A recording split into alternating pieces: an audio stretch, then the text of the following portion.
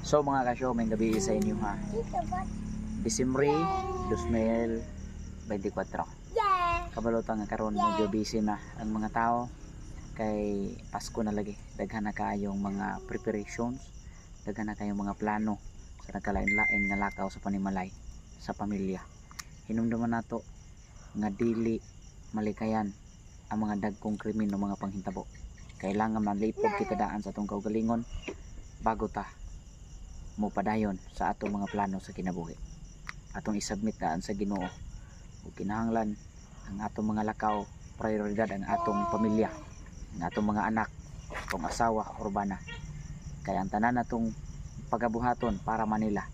Kung masipyat ta pagdesisyon atong maprioridad ang ubang tao, mahimong useless ang tanan natong mga pagpaningkamot ning kalibutan. Ang barkada moagi ra, may lang na sila kung doon na kay kwarta.